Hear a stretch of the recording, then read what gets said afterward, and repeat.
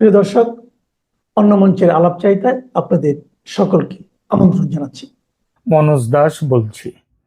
আজকের এখনকার আলোচনার বিষয় হলো শেখ হাসিনার দেশে প্রত্যাবর্তন। 1 বছর হয়ে গেছে দেশ ছেড়ে তিনি ভারতে আছেন। ইতিপূর্বে তার দেশে ফেরা নিয়ে বিভিন্ন সময়ে বিভিন্ন জল্পনা হয়েছে। এমনকি তিনি নিজেও বলেছেন একবার ভিডিও কনফারেন্স করে যে তিনি দেশে ফিরবেন খুব তাড়াতাড়ি। দেশে ফিরে বিচার ব্যবস্থার মুখোমুখি হবেন, দেখিয়ে দেবেন কত ধানে কত চাল। কিন্তু ফেরেননি। নয়াদিল্লির রাজনৈতিক মহলের সূত্র থেকে জানা গেছে দেশে ফেরার ব্যাপারে ভারত সরকারের সঙ্গে একাধিকবার তিনি কথা বলেছেন। ভারত সরকারকে বলেছেন তার দেশে ফেরার ব্যবস্থা করতে। গোপালগঞ্জের ঘটনায় তিনি এতটাই আবেগতাড়িত হয়ে গিয়েছিলেন যে অজিত ডোভালকে বলেছিলেন যে বাঁচেন কিংবা মরেন, যেটাই ঘটুক না কেন তিনি দেশে ফিরবেন। তিনি বাঁচতে চান কিংবা মরতে চান সেটা দেশের মাটিতে। ভারত সরকার রাজি হয়নি। যতক্ষণ না দেশে তার নিরাপত্তা সুনিশ্চিত করতে পারছে তারা, ততক্ষণ ফিরতে দিতে পারে না। এটাই ভারতের স্পষ্ট সিদ্ধান্ত। তাহলে এখন কিসের ভিত্তিতে বলছি দেশে ফেরার আর দেরি নেই শেখ হাসিনার? সেপ্টেম্বরেই ফিরছেন তিনি দেশে। বলছি কারণ এর কিছু স্পষ্ট কারণ আছে। এই কারণগুলো উঠে এসেছে সম্প্রতি।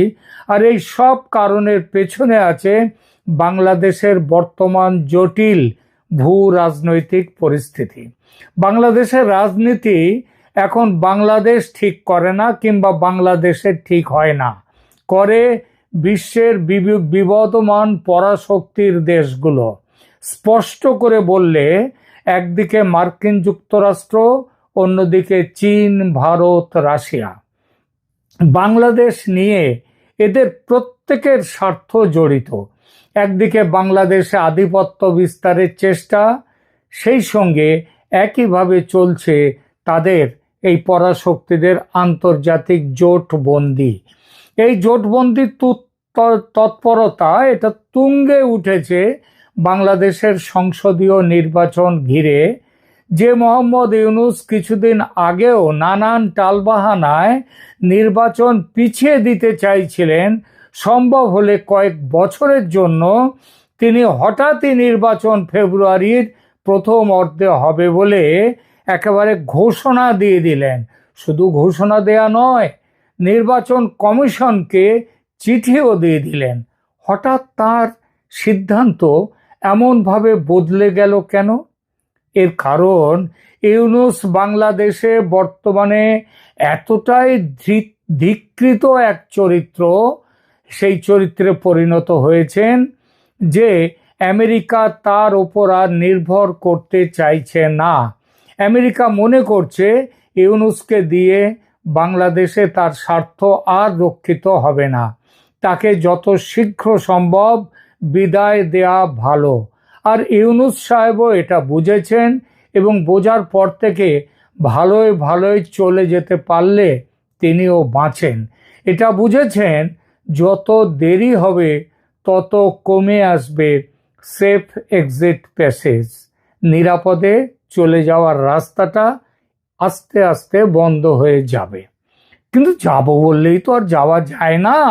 দেশটার তো একটা ব্যবস্থা না করে যাবেন কি করে?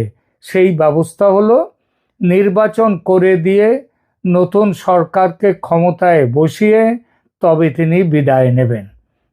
আমেরিকা তার বিভিন্নভাবে সমীক্ষা চালিয়ে দেখেছে যে বাংলাদেশের ভেতরে আমেরিকার বিরোধী যে মনোভাব, সেই মনোভাব এখন তুঙ্গে। এবং আমেরিকার বিরুদ্ধে মনোভাব তুঙ্গে ওঠা মানেই পরবর্তী সরকার যাকে আমেরিকা পছন্দ করে আনবে বলে ঠিক করেছে, তাদের ক্ষমতায় আসাটা সম্ভব হবে না। সুতরাং আমেরিকা সেইটা বুঝেই চেষ্টা করছে আওয়ামী লীগকে নির্বাচনের বাইরে রেখে যদি ভোট করা যায় তাহলে নতুন সরকার হবে তাদের। এই নতুন সরকার হিসেবে বাংলার মসনদে কাকে দেখতে বা পেতে চাইছে আমেরিকা? সেই দলটির নাম বিএনপি, বাংলাদেশ ন্যাশনালিস্ট পার্টি। ঢাকায় স্থিত আমেরিকা দূতাবাসের ভারপ্রাপ্ত রাষ্ট্রদূত ট্রেসি অ্যান জ্যাকবসন লন্ডনে গিয়ে দীর্ঘ মিটিং করেছেন বিএনপির কার্যকরী চেয়ারম্যান তারেক রহমানের সঙ্গে। জ্যাকবসনের আগে গিয়ে মিটিং করে এসেছেন স্বয়ং মোহাম্মদ ইউনূস। ছক একদম পরিষ্কার, তারেক প্রধানমন্ত্রী হবে, বিএনপি ক্ষমতায় বসে আমেরিকার স্বার্থ রক্ষা করবে। কোন স্বার্থ? ওই যে বাংলাদেশে তাদের সৈন্য ঘাঁটি, বিমান ঘাঁটি বসানো, সেন্ট মার্টিনস আইল্যান্ড নিয়ে নেয়া, এই সমস্তগুলো। এতদিন বাংলাদেশে আমেরিকার প্রেসক্রিপশন খুব ভালো চলছিল, কিন্তু এবার আটকে গেছে। আটকে যাওয়ার কারণ বিএনপি এবং জামাতের মধ্যেকার বড়সড় ফাটল। তাদের জোট তো ভেঙেই গেছে, এখন সম্পর্ক রীতিমতো তিক্ত। কারণ অবশ্যই ক্ষমতার দখলদারি। বাংলাদেশকে কে দখল করবে? এই ফাটলকে চওড়া করে দিচ্ছে চীন। চীনের সঙ্গে ভারত এবং রাশিয়াও। এদের প্রত্যেকের লক্ষ্য আমেরিকা যাতে ঘাঁটি গেড়ে না বসতে পারে বাংলাদেশে। বিএনপি ক্ষমতায় এলে সেটাই হবে। সুতরাং এদের প্রত্যেকের লক্ষ্য আটকাও বিএনপিকে। আর বিএনপিকে এখন আটকাতে গেলে কি করতে হবে? বন্ধ করে দাও নির্বাচন। একই দাবি জামায়াতে ইসলামীর, কারণ এখন ভোট হলে তারা জিতবে না। আর জামাতের সঙ্গে আছে ইউনূসের কিংস পার্টি, এনসিপি। অবশ্য তাদের পুরোটা নয়, তাদের একটা অংশ আমেরিকার সঙ্গে আছে আবার, অর্থাৎ তারা চায় ভোট এখনই হোক। সুতরাং এখানে আছে জামাতের সঙ্গে আছে ইউনূসের কিংস পার্টি, যেটা এনসিপির একটা অংশ। এই ব্যাপারে এদের সঙ্গে আছে চীন, কারণ চীনের কাছে চীনের দরকার ব্যবসা। সুতরাং ব্যবসার প্রয়োজনে যাদেরকেই যেই আসুক না কেন, তাতে তাদের খুব একটা অসুবিধে নেই। বিএনপির সাথেও অসুবিধে ছিল না, কিন্তু বিএনপি মানেই এখন হয়ে গেছে আমেরিকার পক্ষের। সুতরাং তার বিরুদ্ধে চীন। ভারত এই রাজনীতিতে নেই, সে ভোট চায়, নিশ্চয়ই ভোট চায়, খুব তাড়াতাড়ি হোক ভোট, এটাও চায়। কিন্তু তার সাফ কথা, আওয়ামী লীগকে বাদ দিয়ে ভোট করা চলবে না। এটা আবার আমেরিকা চায় না, বিএনপি চায় না, এবং জামাত এনসিপি কেউ চায় না যে আওয়ামী লীগ আসুক। এই জায়গায় দাঁড়িয়ে আছে এখন বাংলাদেশ। এই পরিস্থিতিতে কোন দিকে যেতে পারে আগামী দিন? এই সপ্তাহে শুরু হচ্ছে সাংহাই কোঅপারেশন অর্গানাইজেশনের সামিট। সেখানে যাচ্ছেন মোদি এবং রুশ প্রেসিডেন্ট পুতিন। বাংলাদেশের ভবিষ্যৎ নিয়ে সামিটের সাইডলাইনে আলোচনা যে হবেই, এটা বলা বাহুল্য। এটা হবেই। কি হতে পারে সেই আলোচনা, কি সিদ্ধান্ত হতে পারে সেখানে? মূল সিদ্ধান্ত, কোনোভাবেই আমেরিকাকে পা রাখতে দেয়া যাবে না বাংলাদেশে। এটা চীন, ভারত, রাশিয়া প্রত্যেকেরই সিদ্ধান্ত। আর এই সিদ্ধান্ত তখনই কার্যকর হবে যখন বিএনপিকে ক্ষমতা থেকে দূরে রাখা যাবে।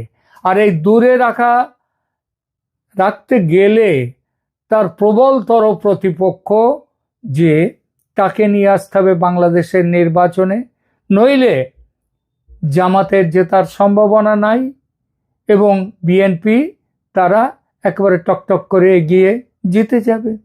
সুতরাং আওয়ামী লীগকে নির্বাচনের ময়দানে এন্ট্রি দিতে হবে, এটা ভারতের লাইন।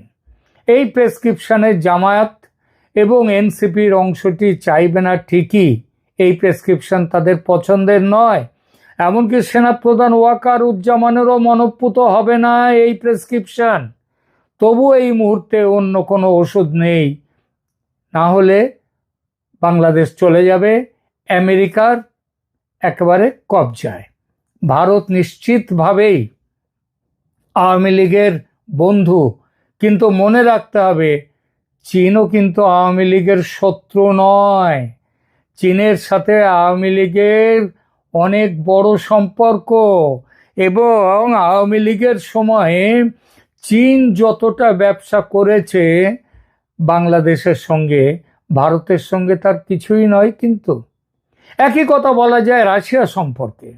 শেখ হাসিনার আমলে রাশিয়ার সঙ্গে দ্বিপাক্ষিক সম্পর্কের ব্যাপক উন্নতি দেখা গিয়েছিল। এই পরিপ্রেক্ষিতে যে পারমাণবিক যে বিদ্যুৎ কেন্দ্র প্রতিষ্ঠা, সেটা কিন্তু রাশিয়ার সাথেই চুক্তি করে সেটা হচ্ছে।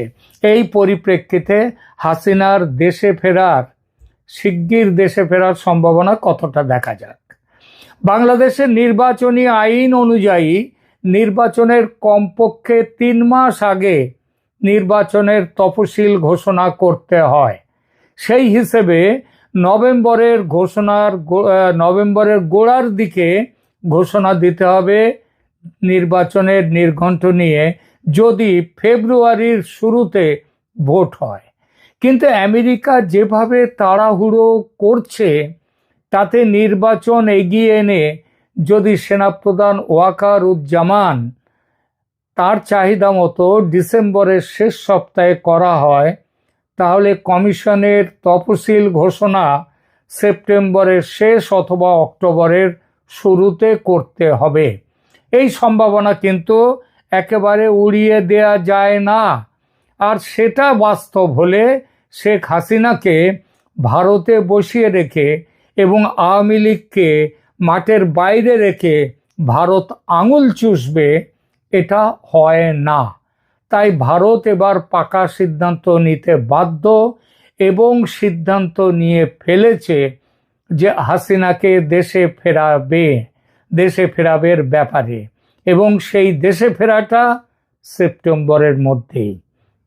এই বিষয়টি নিয়ে যা কিছু কূটনৈতিক ও সামরিক ব্যবস্থা করা প্রয়োজন, ভারত সেটা তৈরি রাখছে।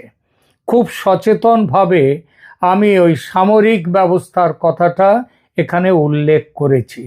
এই মুহূর্তে এটা নিয়ে বিশদে কিছু বলবো না, শুধু এটাই বলবো সব অপশন খোলা রেখেছে ভারত। উদ্দেশ্য একটাই, আমেরিকাকে দূরে রাখো এবং ধর্মনিরপেক্ষ সরকার প্রতিষ্ঠা করো, যারা দেশের উন্নতি নিয়ে মাথা ঘামায়। আর এই বিষয়ে চীনের থেকেও কিন্তু ভারতের কোনো যে বাধা আসবে সেটা ভাবারও কোনো দরকার নেই, আর সেটা ভাবা যায় না। অর্থাৎ চীনও থাকবে এই ধারণার সঙ্গে, এই ব্যাখ্যার সঙ্গে, এবং রাশিয়াও থাকবে। আর এই নিরপেক্ষ এবং ব্যবসা ভালোভাবে দেশ চালাবার জন্য যে সরকার, সেটা এখন একমাত্র সম্ভব হাসিনাকে দিয়ে। তাই হাসিনার বাংলাদেশে ফিরে আসার সম্ভাবনা খুব শিগগির, এটা আদৌ অবাস্তব নয়। এখনকার মতো এখানেই রাখছি। ভালো থাকবেন, ধন্যবাদ।